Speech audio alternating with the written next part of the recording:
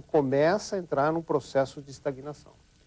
O estoque de imóveis novos, apartamentos e até salas comerciais, como é que está aqui em Campinas? A gente ouve falar que tem muita coisa para vender, muita coisa parada, que as construtoras estão diminuindo preços dos imóveis.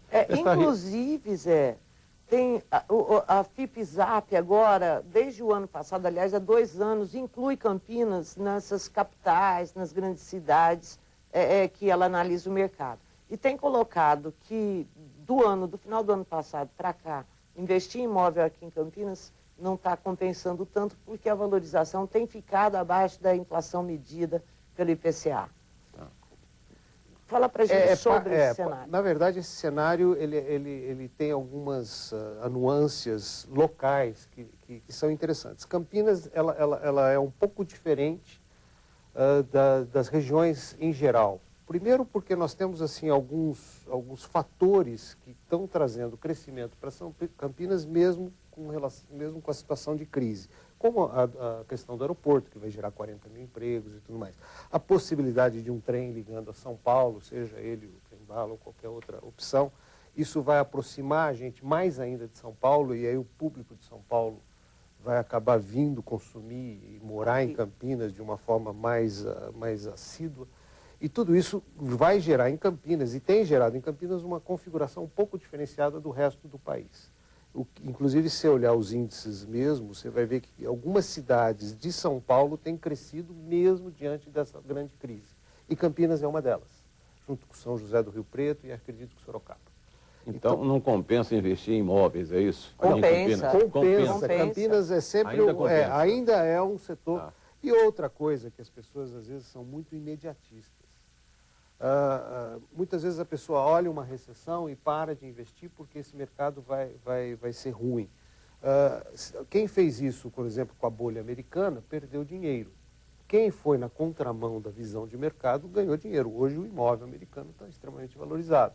Então isso num período de 4 anos. Pois é, seu Elton, então a gente deu uma voltada aqui para dentro de Campinas e uma coisa que tem me chamado a atenção, a gente vai ter o ano que vem um novo plano diretor. É lei, né, federal, que todos os municípios aí com mais de 200 mil habitantes ou 500 mil apresentem um novo plano diretor em 2016. O último foi em 2006. Gente, é a cada 10 anos que esse plano é apresentado. E existe uma proposta por parte da Prefeitura de adensamento, vem trabalhando muito nesse sentido. Do que adensamento significa verticalização.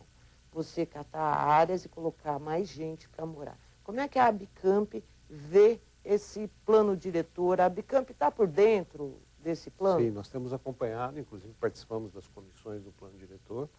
E essa visão de adensamento não é apenas a visão deste plano, mas é uma visão globalizada. Alguns estudos e uma tendência urbanística muito forte no mundo é que as cidades mais adensadas, você maximiza e melhora muito o uso da infraestrutura. Você pode ter um investimento menor em infraestrutura e uma mobilidade muito mais favorável do que quando você faz a cidade toda espalhada. E o que está mudando hoje em dia é que você, em vez de projetar uma cidade pro carro, você vai projetar uma cidade pro pedestre. Por isso, da ideia do adensamento. Lógico que existe uma infinidade de fatores que envolvem essa questão, não só de infraestrutura, mas como de planejamento efetivo. E essa visão, hoje, realmente é uma visão globalizada do urbanismo. Ela tem uma tendência nesse sentido. Mas aí entra outras questões, por exemplo. Existe uma visão antiga do adensamento centralizado. E hoje existe policentros, quer dizer, vários centros interligados por sistema de mobilidade mais adequado, como o VLT, metrô, o ônibus de superfície, ou seja lá o que for, avenidas até para carros. Mas eu crio vários centros de adensamento e esses centros de adensamento realmente facilitam muito a manutenção e a infraestrutura para fazer esse tipo de planejamento. Então, não existe nada contrário da nossa parte com relação a essa visão. Quem defende essas cidades mais espalhadas, o que alega, senhor senhor saberia? Na verdade, são tendências urbanísticas e muito vem de planejamento. Obviamente, essa visão das cidades mais espalhadas, elas vieram junto com a implementação do carro e do esquema americano, né? Ah, são subúrbios. Isso, as cidades americanas são cidades totalmente espalhadas, só que ela exige uma infraestrutura de um país de primeiro mundo.